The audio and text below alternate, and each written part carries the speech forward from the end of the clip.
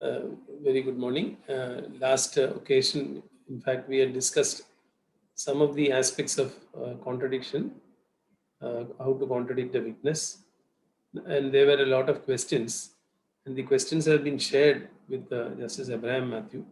I think we can. I'll just when he's online, we will discuss. We'll think about how to go about it. Whether we should answer the questions first, or we should. Good morning, sir. Good morning. I hope you can hear me. This is Abraham Matthews just joined, and let us ask him whether we should go about with the questions first, or we should start with the class as such, and then leave the questions to the end of the session. Good morning, Mr. Hari. Good morning, sir. Sir, how do we go on, sir? Do we put the questions first and then answer, or towards the end of the session shall Towards we? the end only. Towards the end. Because this period, this part is very short. We Very could short. not complete 155.3 Yes. the last class. So we'll complete it and then take up the questions. Now, last time we had discussed the short. It was actually only an introductory lecture. We will get into the nitty-gritties today, and there is none other than Justice Abraham Matthew, who started his career as a trial lawyer, became a judge, district judge, and then he joined the High Court as a judge of the High Court. After his vast experience as director of Judicial Academy, he is now to share his experience and also to interact with us. We'll get a glimpse of his knowledge of the subtle nuances of evidence law. I welcome you, sir. So I welcome all participants. So we shall get on with the lecture, sir. Thank you. Thank you, Mr. Hari. Good morning, dear participants. The other day, we discussed the section 145 Evidence Act. We could not take up 155.3. So this part is very short. It may take only 15 minutes or so. We will complete it. Thereafter, we will take up the question answer. And there will be interaction. The other day, I brought your notice a decision of the Supreme Court, 3-judge bench decision, to the effect that to attract section 145, the previous statement should have been made before the final report is filed. That is in State of NCT of Delhi versus Mukesh, 2014, 15 SEC 661. The Supreme Court observed that a statement made after the final report is filed does not qualify as a previous statement for the purpose of section 145. What happened in that case was that after the final report was filed, in a television interview, the witness made certain statements which were allegedly contradictory. These statements were sought to be invoked under section 145. The Supreme Court said no, that's not possible because those statements were made after the final report was filed. I expressed the opinion that the decision may not be correct because section 145 does not say so, that the statement should be made after the final report is filed. It can be any time before the present statement or the subsequent statement is made. And we know that before 1973 courts, the procedure was somewhat different in Sessions cases. The depositions of witnesses were recorded by the committal magistrate during committal proceedings. These depositions were used under section 145 during the trial. It was well settled. If a statement made subsequent to the final report could not be used under section 145, that was not possible. But the Supreme Court did not say so. It was used and it is well settled that that could have been used. And moreover, suppose there is a case and counter case. The first case is tried. In that case, one witness made a statement and he is examined in the second case, again as a witness. Then he makes another statement. The statement made by him in the first trial can be used under section 145. There is no bar. And the learned district judge Thiruvananthapuram, Mr. Krishna Kumar, has brought to my notice that the decision in state of NCT versus Mukesh 2014-15 SEC 661 has been held per curiam by the Supreme Court in a subsequent decision. But that is not reported in any journal, especially in SEC. The decision is Manu SCOR 3256/2017. Jasdeep Kaur Chadha versus State NCT of Delhi. Could you kindly repeat this, sir? The name of the decision and Jasdeep Kaur, JASDEEP, Jasdeep Kaur Chadha, CHADHA. yes, sir. Versus State NCT of Delhi. The Supreme Court observed that in view of the decision of the larger bench decision of the Supreme Court in AER 1951 Supreme Court 441, the decision in this Mukesh case is per curiam. It means that section 145 can be invoked if the statement was made any time prior to the present statement, like a case encounter or any interview made after the final report is filed. There is no bar. Okay, now we are coming to section clause 3 of section 155. Clause 3 of section 155, I shall first read.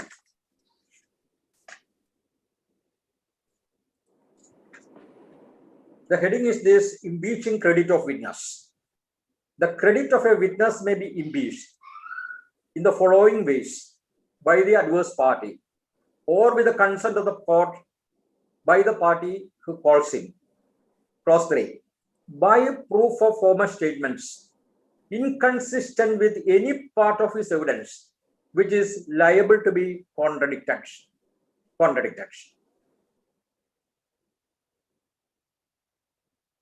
This is somewhat different from the provision in section 145.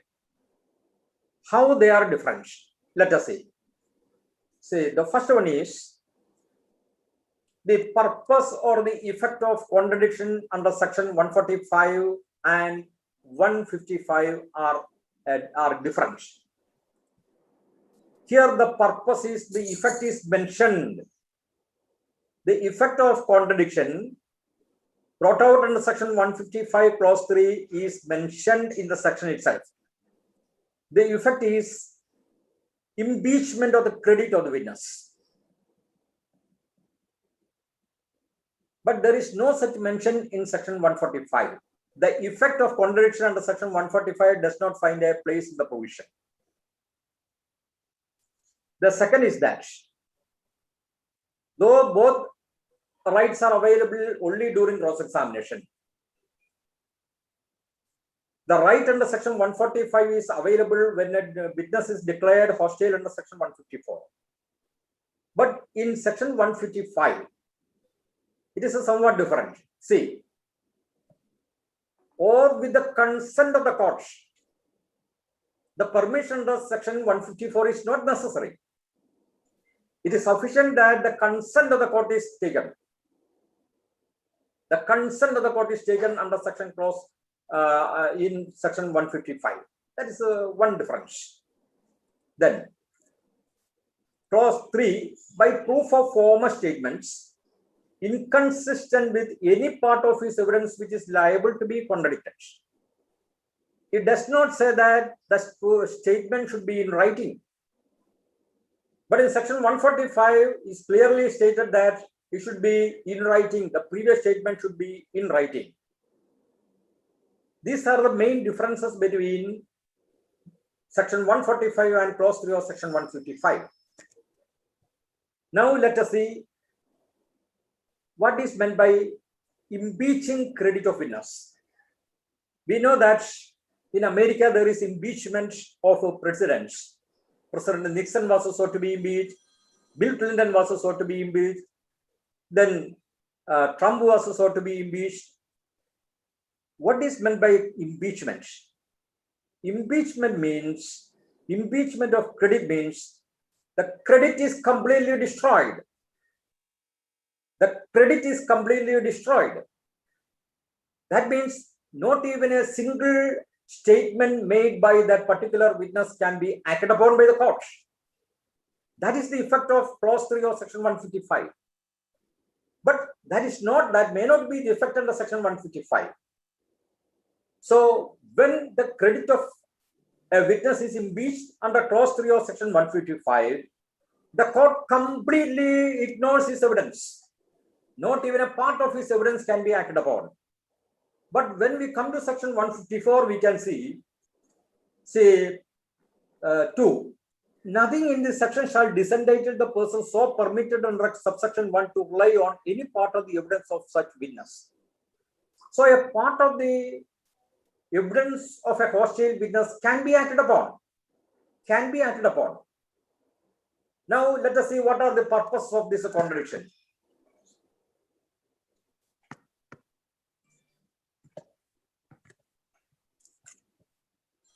The purpose of this contradiction, you can see mentioned in the law of evidence best that has been quoted.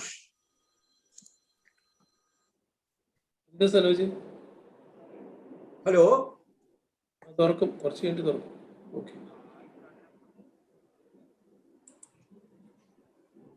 The purposes are mentioned in AR 1976 Supreme Court 294. That is Satpal versus Delhi administration. Satpal versus Delhi administration.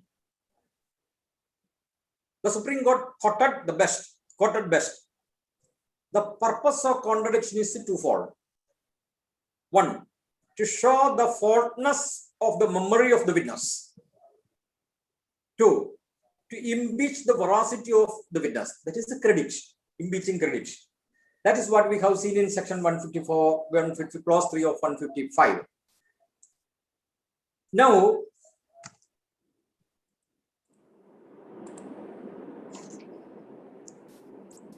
even if a witness is contradicted under section 145, not under section 155(3), his testimony may be accepted. The contradictory part also may be acted upon, may be accepted, provided it is corroborated by other evidence. It is true that he has made contradictory statements. That is previous statement. The court can ignore the previous statement and act upon the subsequent statement made in the witness box, provided that subsequent statement is corroborated by other witness. This is what the Supreme Court has held in AR 1952 Supreme Court 214. AR 1952 Supreme Court 214. Bhagwan Singh's case, Bhagwan Singh versus the state of Haryana. Then another decision, it is observed, the contradiction will be considered along with the evidence to assess the worth of the witness in determining his veracity. That is Major Somnath versus Union of India, AR 1971 Supreme Court 1910.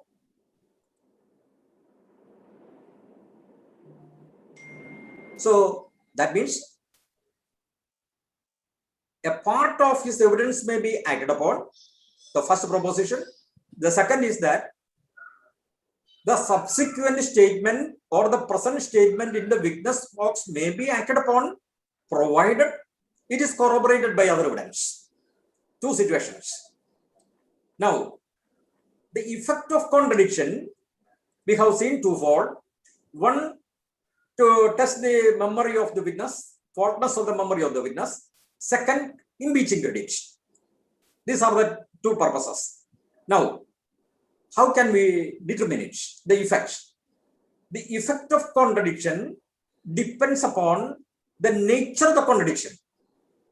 the effect of the contradiction depends upon the nature of the contradiction. It may only discredit a part of his testimony or cast doubt upon a part of his evidence. The contradiction may be due to several reasons like loss of memory, faulty memory, or even his realization of his mistake. If the witness realized that the previous statement was mistakenly made, he can correct it. He can correct it. That is no bar in acting upon his evidence. In such cases, we are acting upon the rest of his evidence. The rest of his evidence. We cannot act upon that part of the evidence which is contradicted because he has made contradictory statements. He made two conflicting statements at different times. Such person cannot be acted upon. Such statements cannot be acted upon. So we just simply ignore it. But there may be cases where a contradiction will destroy the evidence of the witness in its entirety. His entire evidence is affected. That is, there is a total destruction of his evidence. Take a case where the witness deposes in court that I witnessed the incident which took place in Kochi. His previous statement in a letter written to a friend with regard to the same incident is that I was away at Calcutta when the incident happened. What does it mean? He could not have witnessed even a part of it. It is not a question of loss of memory. It's not a question of anything else, but it completely destroys evidence. You cannot act upon even a single sentence of this witness. So that falls under section clause 3 of section 155. That means even if the contradiction was sought to be made under section 145, sometimes it may fall under clause 3 of section 155 also.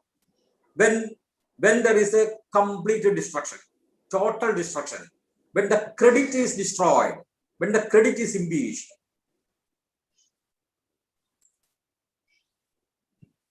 That is why Best quoted that, or Best said that two purposes are sought to be served by this contradiction. One, faultness of memory, in which case you can just ignore a part of his evidence, but when it affects his credit, that this testimony is credited, the entire evidence is liable to be ignored. Then it falls under clause 3 of section 155.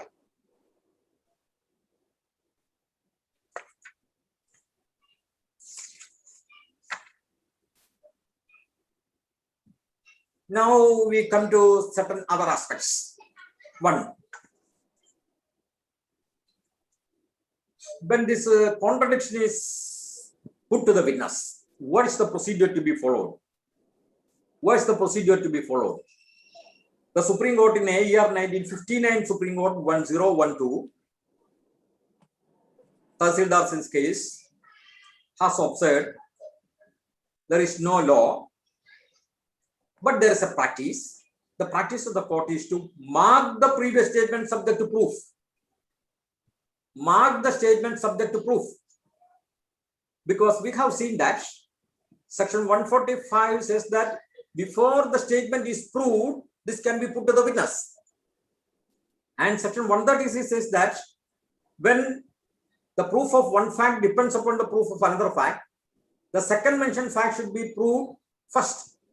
And the court can permit the witness, permit the party to prove it later. This is actually what happens in criminal cases or in civil cases also. When the witness is sought to be contradicted under section 145 with the former statement made under section 161, after he is contradicted or an explanation is sought for him, when the police officer who recorded the statement is examined, his making the statement is proved.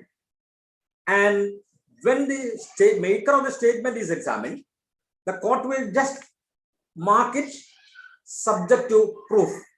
It is only a reminder to the court that this is not a proof, this is not proof, the proof is yet to come. That is the only purpose of it. So that has found recognition in the judgment of the Supreme Court in Tahsildar's case.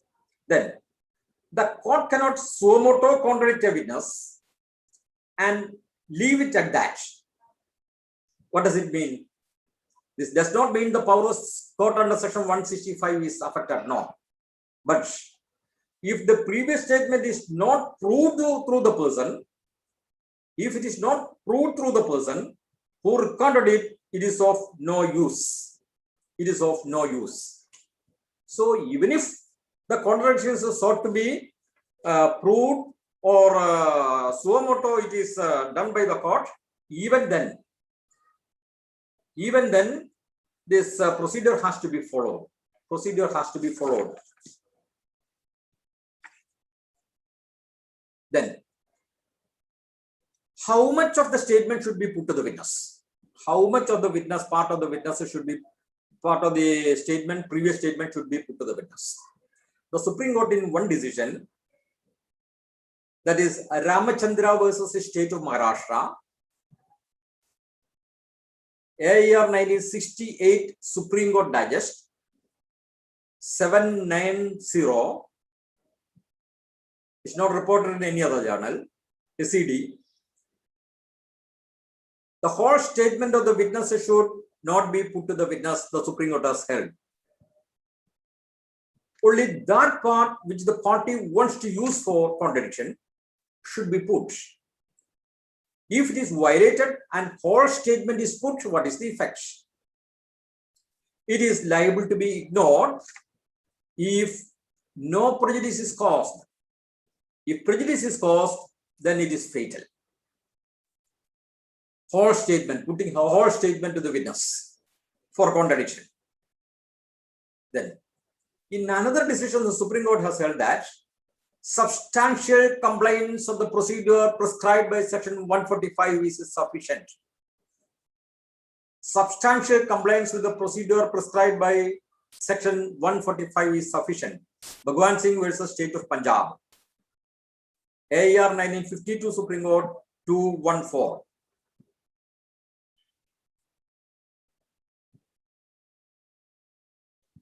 Suppose the party who seeks contradiction fails to ask the witness,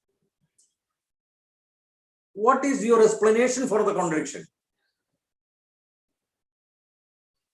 That omission is not fatal, because when it is put to the witness and he is asked, did you make such a contradictory statement? It is implied that an answer, a response is requested from him. That is substantial compliance. Suppose it is not at all complied with, the procedure prescribed in section 145 is not complied with, then what is the effect? If the procedure as to contradiction laid down in section 145 is not complied with, the evidence of the witness to that effect becomes unassailable. That means the contradiction will be ignored. The contradiction will be ignored. The court will proceed as if there is no contradiction. AIR 1971 Supreme Court 1910. AIR 1971 Supreme Court 1910, Major Somnath versus Union of India.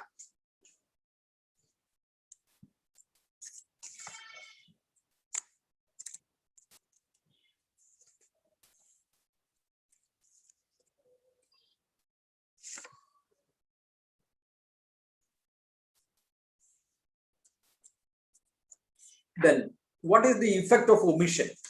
What is the effect of omission?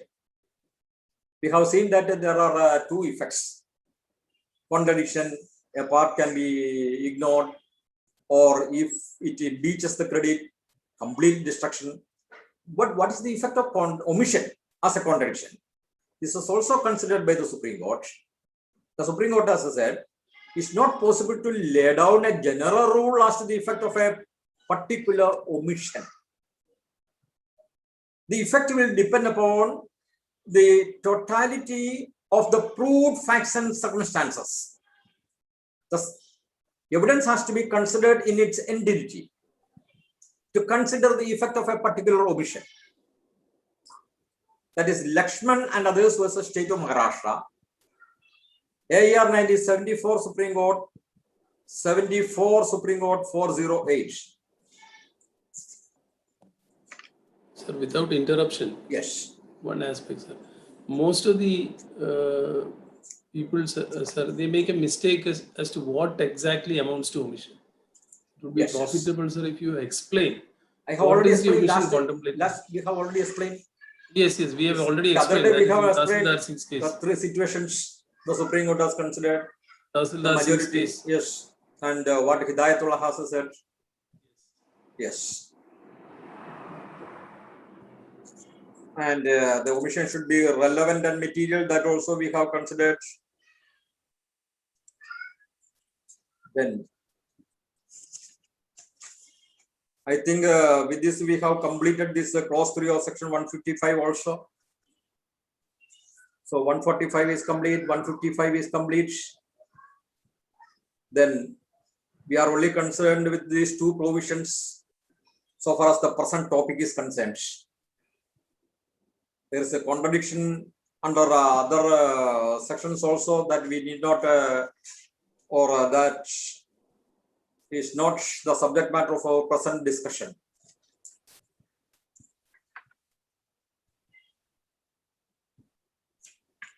Yes, now we shall consider these questions. So there is one another aspect also, sir. Yes. Yes. 155 for impeaching the credit of the witness. Amendment was introduced to the Evidence Act, sir, Yes. which also would require mentioning, because there was an incident where all scandalous questions were put to the victim in a sexual assault case. That is omitted. So that is Omitted. that is omitted. Omitted. So therefore, such questions can't be put because these are not relevant for our consideration. 2003, that was omitted. You cannot put such questions now. Yes. That also, I think it is required to be, because presiding officers will not, sir, should. You should not rely on all the sections, all the provisions. Yes, for sir. this Yes. deletion of that part.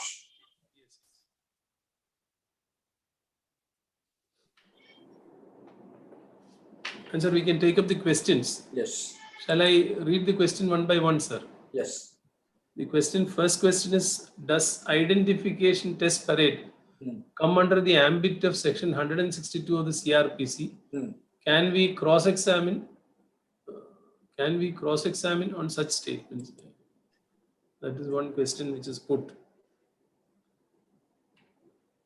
I will do one thing. Say, test identification page is conducted by a magistrate. It's conducted by a judicial magistrate under section 164. Forget this is 291A. Forget. So, the only power given to a judicial magistrate to take part in an investigation by the police is section 164, CRPC. Section 164, there are two parts or two situations. One is recording confession. The second is a recording statement of persons other than accused. That means witnesses we call. Loosely it is stated they are witnesses. Okay. So there are certain circumstances in which this is invoked. One such circumstance is test identification parade. What happens in test identification parade? Test identification parade, the magistrate asks the witness to identify the person or thing, because identity of the thing and persons both are relevant under section 9. Okay, so the magistrate will ask this particular person, who assaulted this particular victim? So that is the question.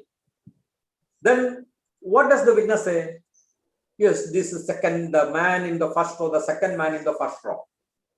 That's a statement. Suppose he just points out only, he does not make a statement. Even then, that's a statement. That is a statement. Even then, that's a statement. So, what the magistrate is supposed to do? The magistrate is recording the statement of that particular witness. And section 161 CRPC is applicable only when a police officer records the statement during investigation. Though both these take place during investigation, one is by police, 161 statement, the other is by magistrate, 164 statements. 164 statements. And the bar under section 162 is not applicable to statement made under section 164(5). But unfortunately, there is a Supreme Court decision which says that it is also recorded under section 161. Yes. I shall Yes. give you the. That Ramkishan Mittanlal Sharma's case, 55 Supreme Court. The distinctions are that it was the test identification in that case was conducted by police themselves. Yes. Because That's then not Supreme Court said that is improper. That's not possible Police- now because it's only Yes. judicial magistrate can do, others can do, but the court will not take, cannot be proved in court. Now, sir, what is the impact of 291A? Now, can the 290 way, it's a executive magistrate. Executive magistrate. And this magistrate need not be examined also. Yes. That is what that has been relied on. That has been relied on by a division bench of the Kerala High Court recently. Yes. And the Kerala High Court held that in view of section 291A, section 80 Evidence Act is applicable. Yes. I disagree with it because the court cannot legislate. Section 80 is not applicable to a statement recorded There is- under section There is a division bench decision which says that section 80 is applicable. applicable. Recent, the latest decision. Not recent, even previous decision is already there. Ah, Section 80 is applicable. Anyway, So that I is- did not take the decision with me. yes. Yes. Now, sir, I would, because this is prompted a discussion, Hmm. I would just read section 80, sir, so that Yes. we can.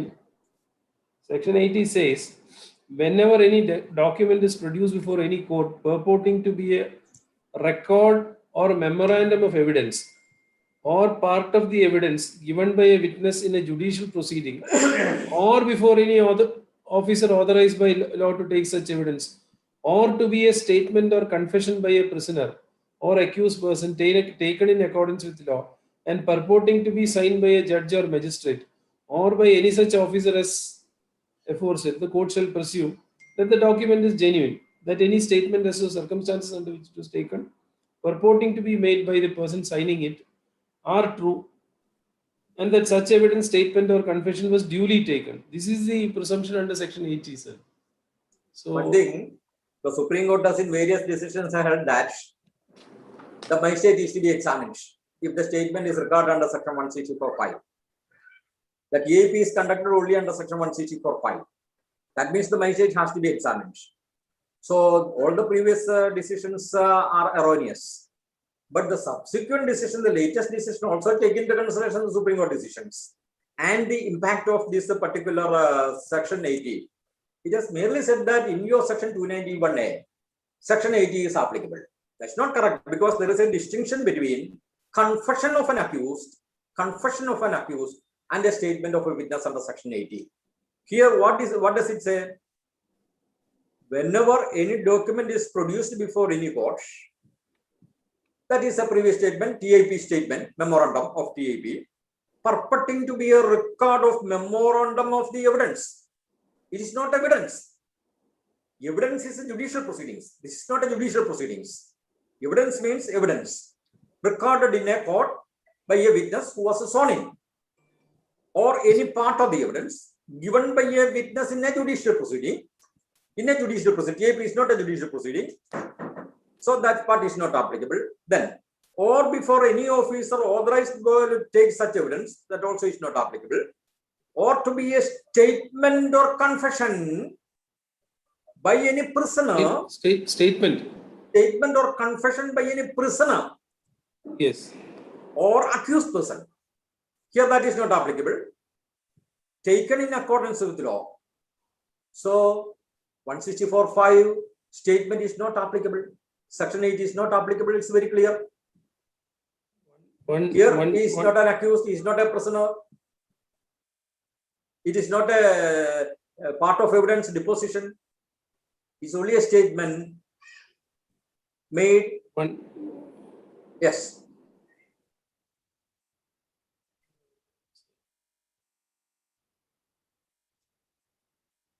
There is a decisionary. So I'm not. Decision is not there with me. Present, sir. Let me.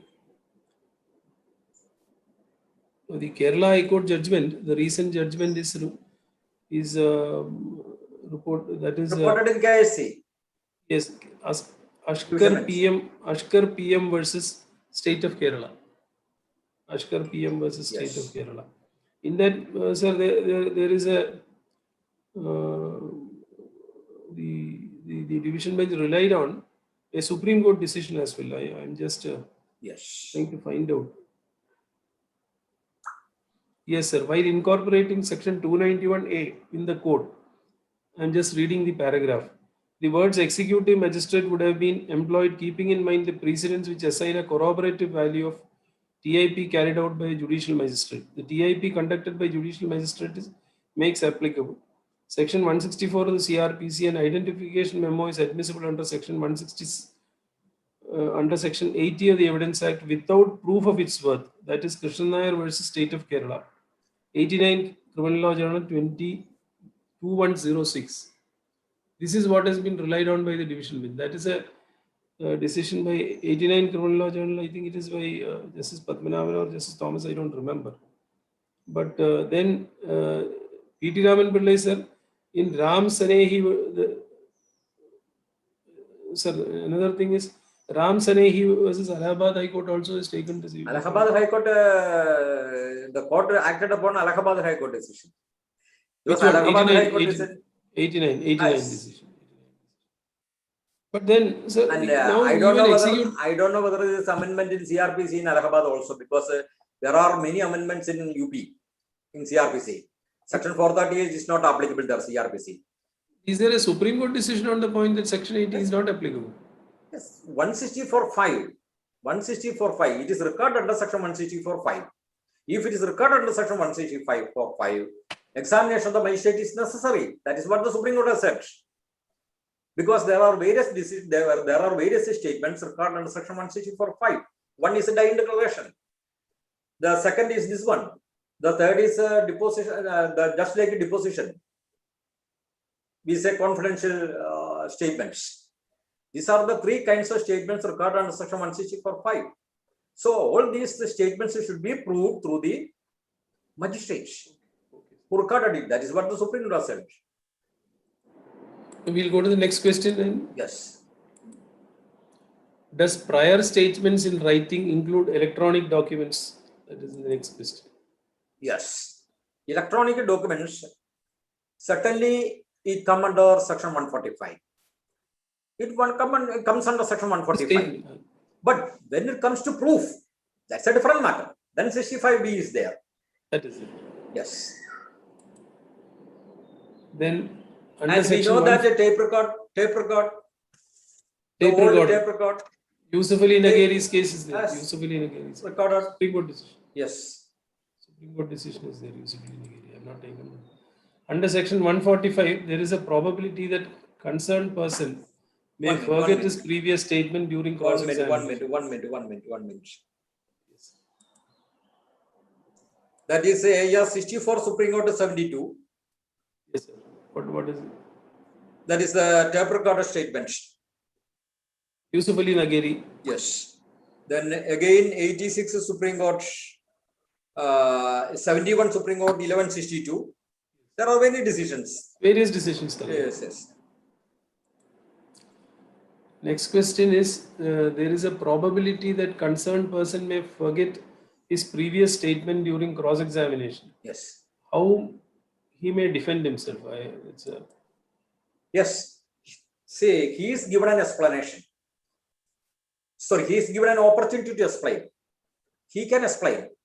Suppose he is asked, or in the witness box, he says, I witnessed the incident when I was going from south to north, south-north. But what he had stated to the police was that he was going from north-south. So there is a contradiction, contradictory statement. So he is given an opportunity to explain why you have made such a statement to the police. Then he is allowed to say, see, I was a stranger to that locality. I was a stranger to the locality. And that was the first time I was going there. So I did not know the cardinal points there. That's why I made a mistake. But later, I realized that that was a mistake. He is entitled to explain. That is the opportunity. That is the opportunity. That is why the opportunity is given to him. Because anybody can say that his previous statement is wrong. Yes. Now, the next question is, so there is one another aspect about memory. Yes.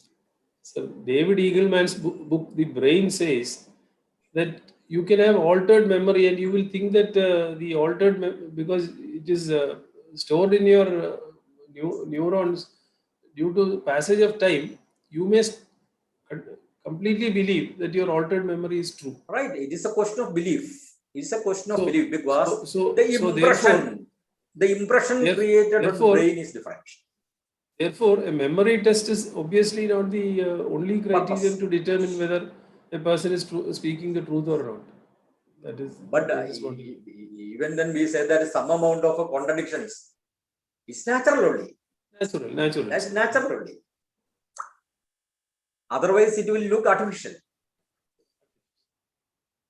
Complete conformity or harmonious It is a tutored statements. witness. Yes, tutored witness. It would look like a tutored witness. Now, what precautions should a defense counsel take while cross-examining the prosecutrix in a sexual assault case, and which questions should not be asked to her, including in POCSO Act case?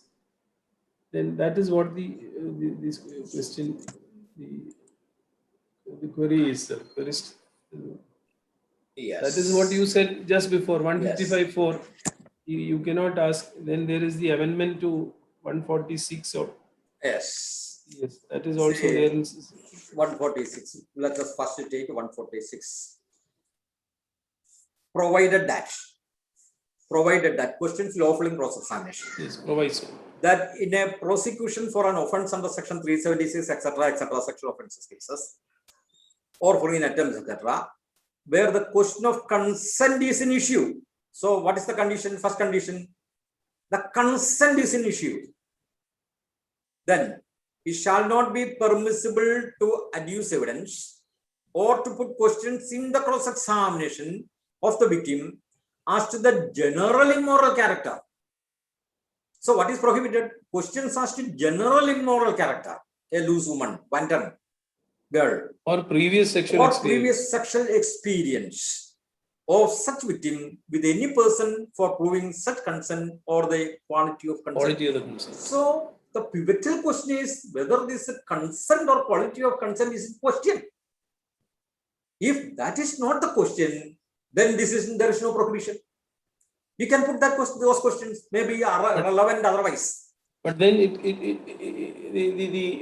impeaching the credit of the witness 155.4, that is deleted.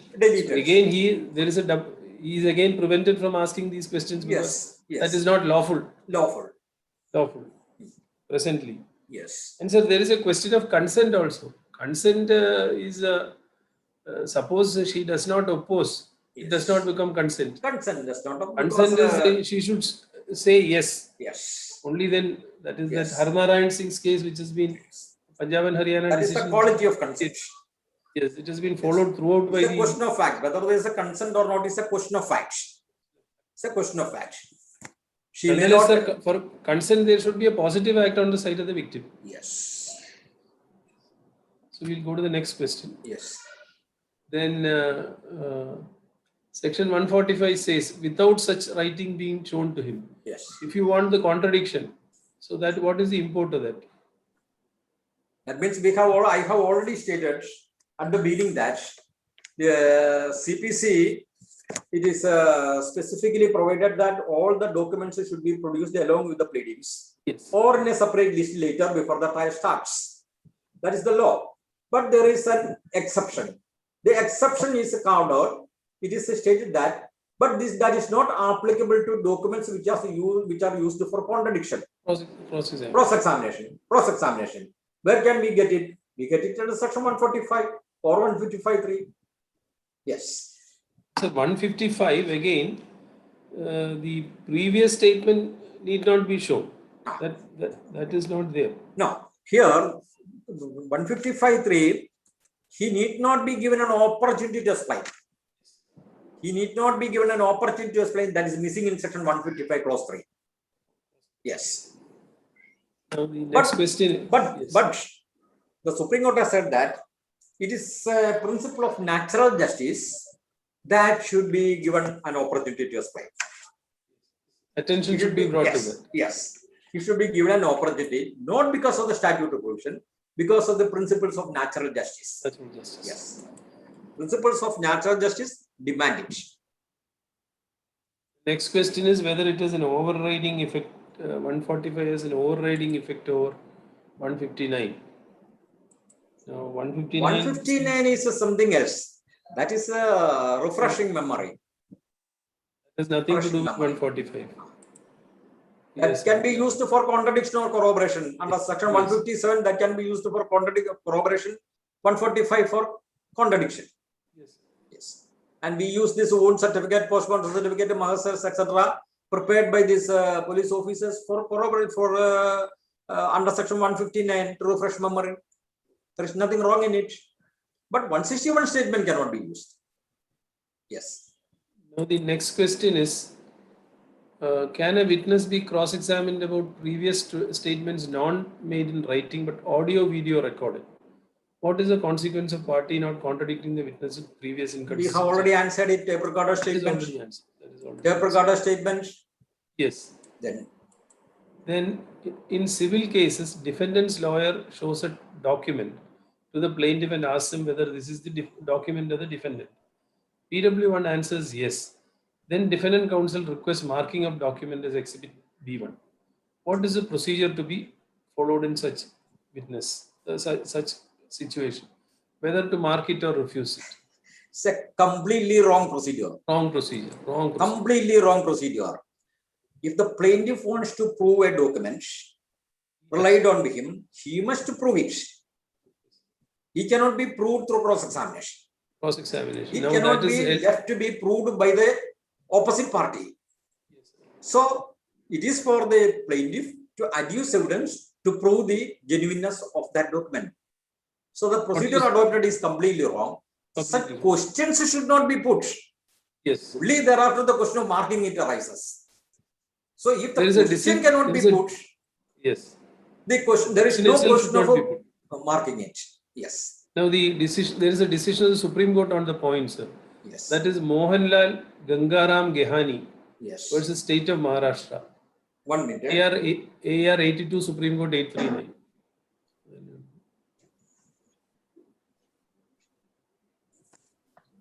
82 Supreme Court. 82 Supreme Court 839 AR. Right.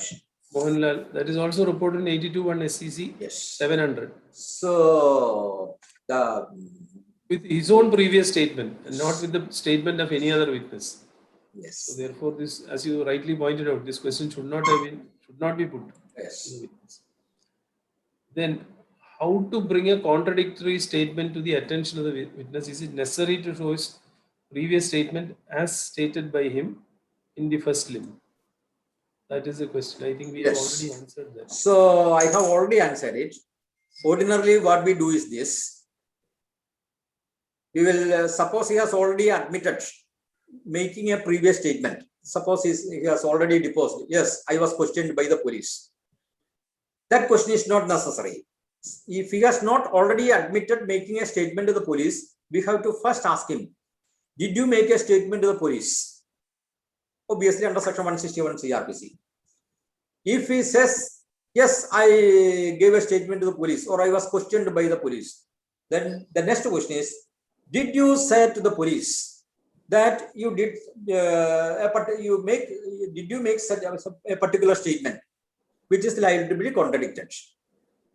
Suppose he says, yes, I made that statement to the police. That is the end of it. Because admission, section 58, an admitted fact need not be proved. He need not be put any other question. Suppose he says, I do not remember having made such a statement, or I did not make such a statement, then there is a contradiction. The question of contradiction arises. Then his attention should be brought. Yes, it is seen that you made such a statement to the police. What's your explanation for it? This is the procedure to be followed. Yes. Now the next question is police recorded statement. Same can be same. Should it be asked to the investigating officer? Yes, it has to be put to the So investigating. the proof comes when the Yes. investigating officer deposes that this particular witness made such a statement to me. That is section 145 said it may be proved later without proving. Without proving means it need not be proved at all. That means before it is proved, this question can be put. That is the meaning of section 145. Before we conclude, I think the questions are over. Before we Yes. conclude, I just wanted to make another point. Yes. Now this under section 162, sir, contradiction of a previous statement made under 161 can be done by the defense only when the prosecutor calls the witness. Yes. So 162 actually we have not taken, I have only come across, I have only discussed this provisions in the Evidence Act. 162 is entirely different because we know that this Evidence Act is the general law of evidence. It contains rules of evidence, but it is only a general law. But there may be special rules of evidence in other acts. Section 292, 293, etc. of this CRPC. Then Order 26, Rule 10, CPC. These are all special provisions. 139 NI Act, 118 NI Act. These are all rules of evidence. There are ever so many. Bangladesh Books Evidence Act, Stamp Act. These are all these statutes contain rules of evidence. Then POCSO, Section 29 and Sections 29 and 30. They are rules of evidence, presumptions. So when there is a rule of when there is a special rule, what does it mean? In that particular situation, the special rule should be applied. Yes, sir. So even if a party who summons a witness gets permission from the court to contradict a witness, to put questions which may be asked in cross-examination, he is not entitled to contradict that witness with the statements made under section 161 because of the special provision in section 162. That means he should obtain two permissions, one under section 154, the other under section 162. Only if these two permissions are obtained, contradiction of a witness with the statements under section 169, under section 161 is possible. Otherwise, it is not possible. You can use any other statement, but not the statement made under section 161. Then the difference is that when this Tahsildar Singh's case was pronounced, the provision was entirely different. Prosecutor could not have even used it. Okay. Now the conditions are this: one, he should be a witness summoned by the prosecution. Summoned by the prosecution, not by the defense. Yes. Summoned by the prosecution. Then the prosecutor can contradict only after getting permission from the court. Permission from the court. Then that is not applicable to defense. The defense can contradict even without permission of court. That means as of right. As of right. These are the provisions. The exceptions are given. Section 27 Evidence Act. Then Dying Declaration. These are exceptions.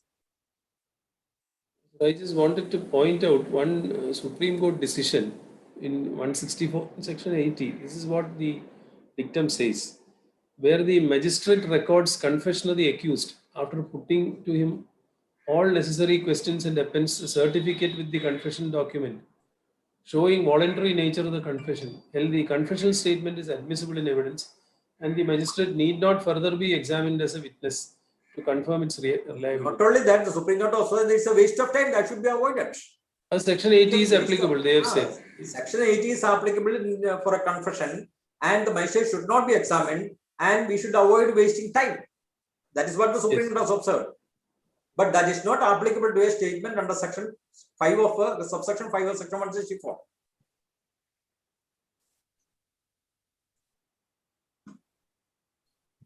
Yes. Any other question? No other questions here. This is the complete. Yes. So thank you very much. Thank you, Mr. Hari. Thank you, sir. Yes. We had a very profitable discussion. Thank you. Thank you very much. Hi, sir. Thanks for this engaging discussion, sir. If there is no questions, we will then. Thanks for your time. It has been a great pleasure hosting both of you for both the sessions. Looking forward to host you again, sir. Thank you. Thank you very much. Thank you. Thank you.